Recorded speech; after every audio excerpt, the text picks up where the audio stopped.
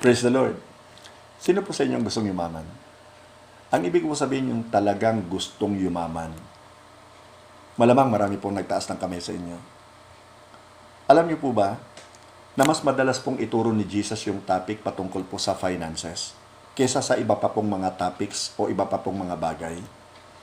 Halimbawa po, sa 38 na parables na itinuro po ni Jesus, 16 po dito patungkol sa finances. Ang tanong ito, bakit? Ano ang dahilan at mas madalas ituro ni Jesus ang topic tungkol sa finances? Ang sagot po, simple lamang, sapagkat alam po ni Jesus na napakahalagang magkaroon tayo ng kaunawaan patungkol po sa ating finances at kung paano natin ito i-manage, kung paano natin ito i-handle at kung ano ang magiging treatment natin sa finances natin na blessing ni Lord para sa atin. Alam din ng ating Panginoon na napakahalaga po ng role ng ating finances sa ating spiritual growth. Alam din ng ating Panginoon na wala nang mas hahadlang pa sa ating spiritual growth, maging sa ating paglago bilang Kristiyano, kung hindi ang ating pera o ang ating pong finances. Now, please don't get me wrong. Hindi ko po sinasabi na masama ang pera. Money in itself is not bad. Money in itself is not evil. Mahalaga po ang pera para sa atin. Blessing po ni Lord yan. Kailangan po natin ng pera. Nakakatulong po sa atin ang pera. Nagiging masama lang po, depende dun sa tao, sa treatment ng tao sa pera. For example, nagiging masama dahil wala ka ng ibang iniisip kung hindi pera, kung papaano ka kikita.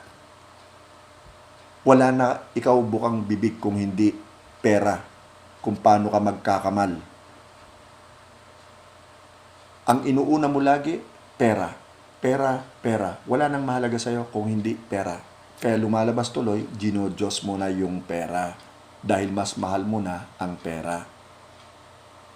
Kaya doon po sa aklat ng 1 Timothy chapter 6 verse 10, sinulat po ito ni Pablo para sa kanyang tinuturuan, kanyang alagad na si Timothy. At ang sabi niya po dito, for the love of money is a root of all kinds of evil. Hindi niya po sinabi, for money is a root of all kinds of evil. So naniniwala siya na yung money in itself is not evil. Nagiging evil lang ang dating dahil meron ng love. For the love of money is a root of all kinds of evil. Tapos idinugtong pa po niya, some people eager for money have wandered from the faith and pierced themselves with many griefs.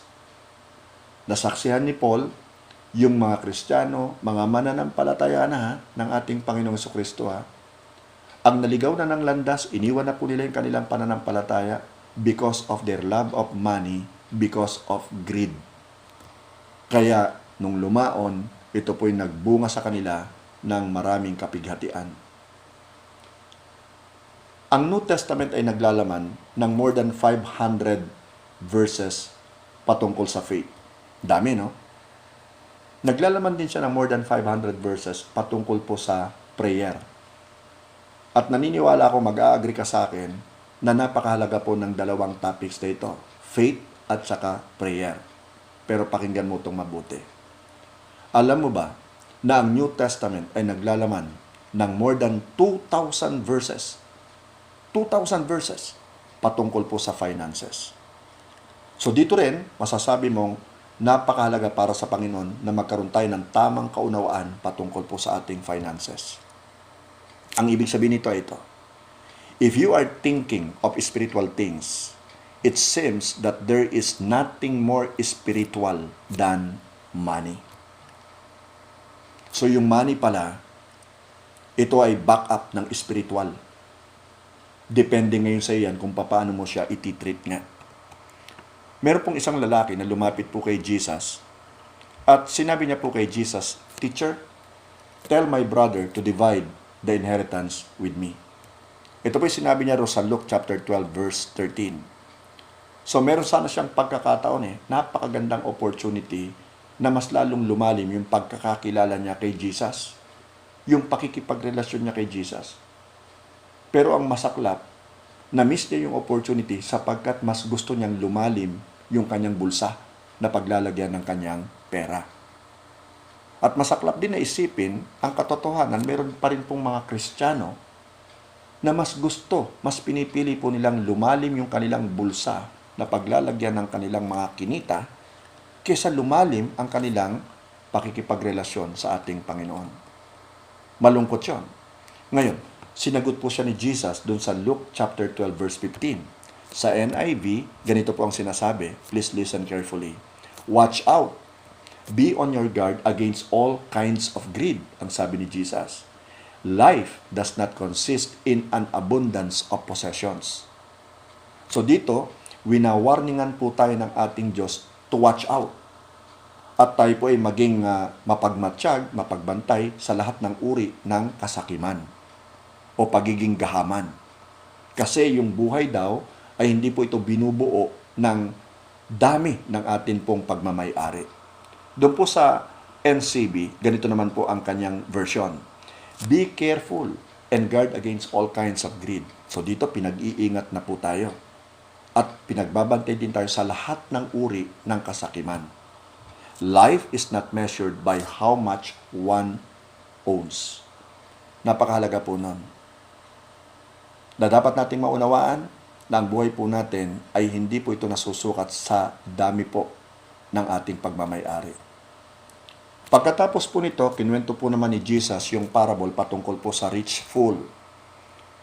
Siya po ay talagang naging very successful na businessman at naisip niya po na ipagiba yung kanyang mga kamalig at magpatayo po siya ng mas malalaking kamalig na paglalagyan po ng kanyang ani at ng iba pa niyang mga ari-arian.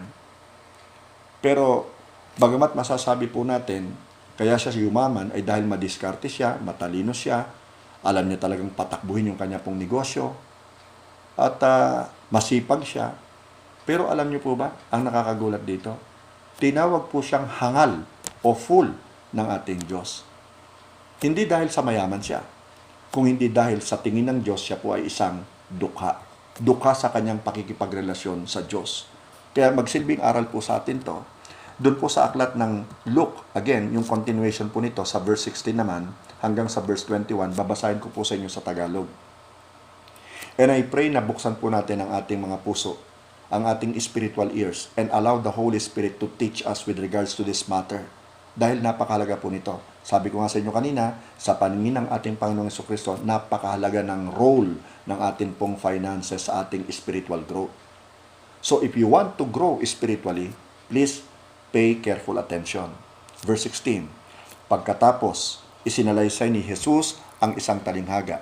Isang mayaman ang umani ng sagana sa kanyang bukirin. Ngayon, pansinin natin mabuti yung attitude nitong lalaking ito. Sa verse 17, kaya't nasabi niya sa sarili, ano ang gagawin ko ngayon? Wala na akong paglagyan ng aking mga ani. Anong napansin mo? Kinakausap niya ang kanyang sarili. Pero ang point ko dito, hindi niya isinasama ang ating Diyos sa kanyang mga pagpaplano. Lumalabas hindi kasama ang Diyos sa pagpapatakbo niya ng kanyang negosyo. Lumalabas, mas nananahanan siya sa kanyang sariling talino at galing. Okay? Now, ang sabi niya sa verse 18, alam ko na. So yung tanong niya sa verse 17 na hindi niya alam ang kanyang gagawin, sinagot niya rin sa verse 18, alam ko na.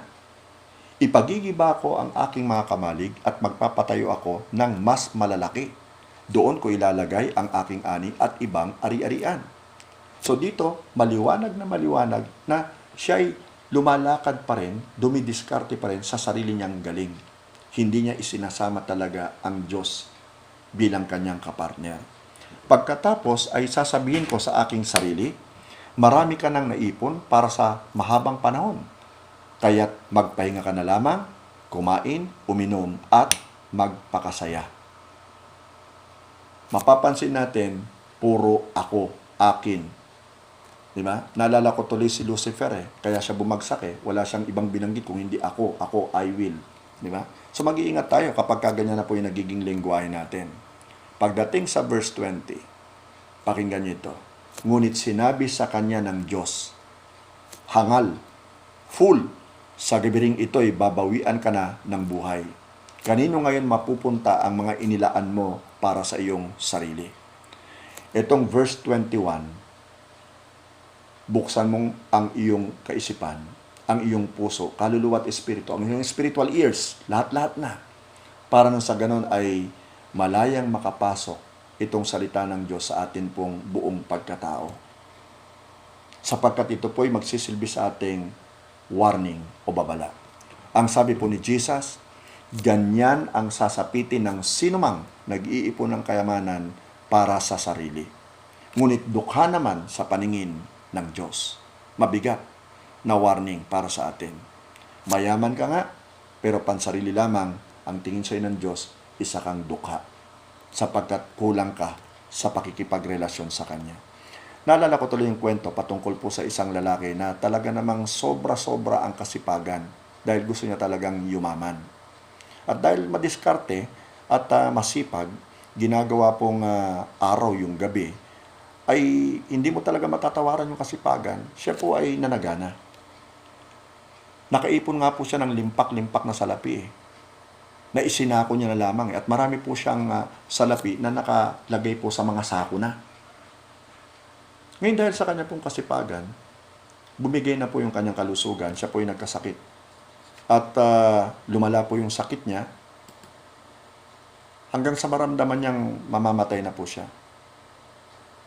Ang ginawa niya, kinausap niya yung kanyang asawa at nagbilin siya. At ang sabi niya, ako'y mamamatay na, gusto ko sana na yung aking mga naipong pera na nakatago sa mga sako, iakyat mo sa bubungan. Nagulat yung kanyang asawa at naisip na nahihibang na itong asawa niya. So bagamat siya ay nalulungkot, siya po ay nagtanong, sabi niya, bakit mo nasabi yan? Ang sabi nung lalaki, para nang sa ganon kung sakaling ako ay mamatay, bago man lamang ako umakyat ng langit, ay makuha ko at maisama ko yung sako-sakong perang pinaghirapan ko, na inipon ko. Malungkot yung babae, pero siya'y sumunod. Isa-isa niyang inakyat dun sa kanilang bubungan, yung sako-sakong mga pera. Nung sandaling namatay po yung kanyang asawa, agad-agad na umakyat sa bubungan yung babae. At nakita niya yung sako-sakong pera na naiwan ng kanyang asawa. At siya po'y napangiti. At ang sabi niya, sabi ko na nga ba, sa impyerno ang punta niya. Nakakatawang isipin, pero ang point ay ito, hindi natin madadala kahit isang kusing na naipon natin dito sa lupa, sa kabilang buhay, lalo na sa langit. Tandaan niyo, sa langit ang lalakaran mo, ginto. Isang purong ginto na pwede kang manalamin. Ang pinaka-gate, pearl. Mayaman ang langit. Kaya ang true riches ay wala dito sa lupa. Ang true riches ay nasa langit. Kapatid, kaibigan, mahalagang maunawaan natin na yung pera, mahalaga. Pero wag nating masyadong pagfokusan ng pansin. Marami pong mga motivational speakers ang nagtuturo on how to get rich. At marami rin pong libro ang mabibili at mababasa teaching us on how to get rich. At kung sakali po na kayo ay nakapakinig na sa mga seminars ng multi-level marketing companies o mga networking companies, yung mga speakers doon, tinuturuan yung mga nakikinig on how to get rich.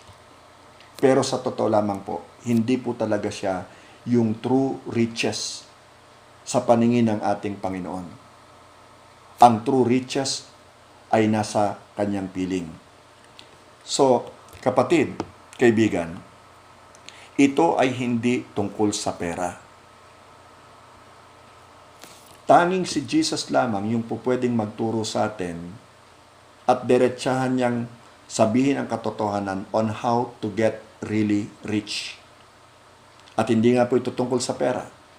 It's about how to get rich in our relationship with Him and the joy of turning our greed into generosity. Yun ang gustong mangyari ng ating Lord. So, learning how to get rich toward God produces eternal dividends. Remember that. Doon po sa Mark chapter 8, verse 36, sa New King James Version, ganito pong nakasulat. For what will it profit a man if he gains the whole world, yet loses his soul? Anong mapapala ng isang tao, maging may-ari man siya ng buong mundo, kung ikapapahamak naman ang kanyang kaluluwa? Sa Colossians chapter 3, verse 2, set your minds on things above, not on earthly things. Tandaan po natin yan. Mag-focus daw po tayo sa mga bagay that can be found above us, meaning heaven, not on earthly things. Dahil, sasagutin niya ng 2 Corinthians chapter 4, verse 18, fix our eyes not on what is seen, but on what is unseen. Since what is seen is temporary, and what is unseen is eternal. So, ang reason kung bakit isa-set natin yung minds natin on things above, kasi ito yung eternal. Compared sa isa-set natin yung minds natin on things on earth, kasi ito ay temporary lang. Amen? Dapat makuha po natin yun, ha? Now, dito na po ako magtatapos sa 3 verses na akin pong babasahin sa inyo, na si Jesus din po yung nagsasalita, which is found in the book of Matthew, chapter 6, verses 19 to 21. Okay? Verse 19. Sabi ni Jesus, do not lay up for yourselves treasures on earth, where moth and rust destroy, and where thieves break in and steal. But lay up for yourselves treasures in heaven, where neither moth nor rust destroys, and where thieves do not break in or steal. For where your treasure is, there your heart will be also. Magandang i-memorize natin yon at ating pagbulay-bulayan yon. Yung verse 21, for where your treasure is, there your heart will be also. So kapatid, in closing, tanungin natin ang ating mga sarili ngayon. Let's all check our hearts. Ano ang laman? Ano ang tinetreasure natin? Si God bang talaga? O mga bagay na nakikita? Allow the Holy Spirit to search your hearts. Allow Him to work inside of you. Nang makita niya yung mga bagay na tinetreasure natin na hindi naman karapat-dapat na i-treasure. Kung meron man tayong dapat i-treasure, ito'y walang iba kung hindi ang ating Panginoong Jesucristo. Yung pag-ibig niya sa atin. Kung gusto natin malaman on how to get really rich, look for Jesus. Search for Him. He is our true treasure. And then, kapag ka siya'y nasugpungan mo, surrender your life to Him. Give all of yourself to Him. Tayo po'y mag-pray. Dearest God and Heavenly Father, kami po'y nagpapasalamat sa iyo sa araw pong ito, sa itinuro mo po sa amin through the Holy Spirit. Salamat po, O Diyos, sapagkat pinapaalala mo sa amin on how to get really rich, Panginoon. Salamat sapagkat tinuturoan mo kaming huwag mag-focus. Bagamat nakakatulong ang pera, mahalaga mahalaga yung mga material things, pero wala nang masahalaga pa sa mga spiritual things, sa mga spiritual truths na tinuturo mo po sa amin. Father God, Ikaw po ang maluwalhati sa aming mga buhay. Ikaw po ang may taas. Salamat po ng maraming marami. Hayaan mo na maging priority po namin, O Diyos, na Ikaw ang maghari sa aming mga buhay. Salamat po. And just in case, kapatid kaibigan, na ikaw ay ngayon lang nakapakinig ng mensaheng tulad nito, you see, Jesus is your true treasure. Siya yung tunay na kayamanan natin. Bakit hindi mo isurrender ang buhay mo sa Kanya at tanggapin mo siya bilang iyong Panginoon at tagapagligtas ng iyong buhay? Kung decided ka at galing talaga sa heart mo gusto kitang tulungan sa pamamagitan ng isang maikling panalangin, susundan mo. Coming from your heart, ha? Okay?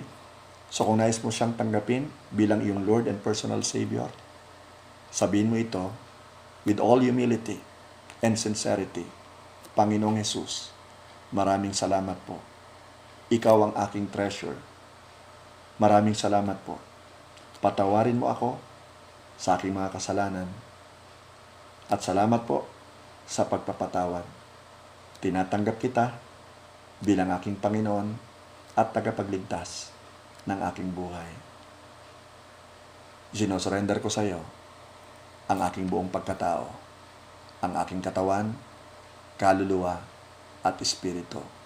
Paglilingkuran kita ng buong puso. Sa pangalan mo, Jesus. Amen.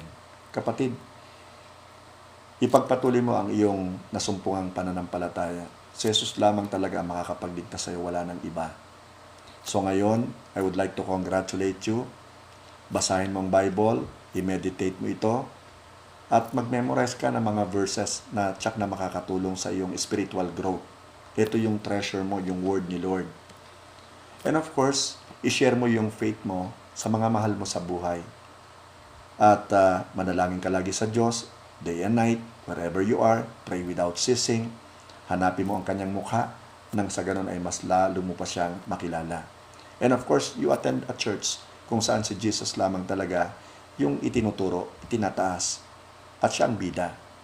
And just in case wala ka pang church na dinadaluhan, and if you are in Batangas City or sa vicinity ng area, I would like to invite you na umattend sa Fern Worship Center, 9 a.m., meron ding 2 p.m., o maaaring mabago pa ito pag natapos na ang lockdown. Ngayon wala pa tayong service, so wait for further announcement kasi baka madamihan pa yung services natin because of what is happening to us right now. And ang pangalan ng church natin ay Firm Worship Center. Ito ay nasa Disilang, sa ilalim ng Zenaida Bolodrome. Kung sakali naman na ikaw ay nasa Cavite, di hanapin mo yung pagtanong mo sa tricycle, yung Firm Worship Center doon sa loob ng Governor Hill Subdivision sa General Trias. At ikaw ay aalagaan doon. Marami kang magiging kaibigan doon. Kung paanong marami ka rin magiging kaibigan dito kung sakaling ikaw ay nasa Batangas. Let us grow together in the Lord. Amen? At pagpalain ka ng Diyos at ang bawat isa sa atin. So may the Lord bless you and keep you. May the Lord make His face to shine upon you. May the Lord be gracious unto you. And may the Lord turn His face toward you and give you peace. Shalom. Amen. Amen. And amen. Hallelujah.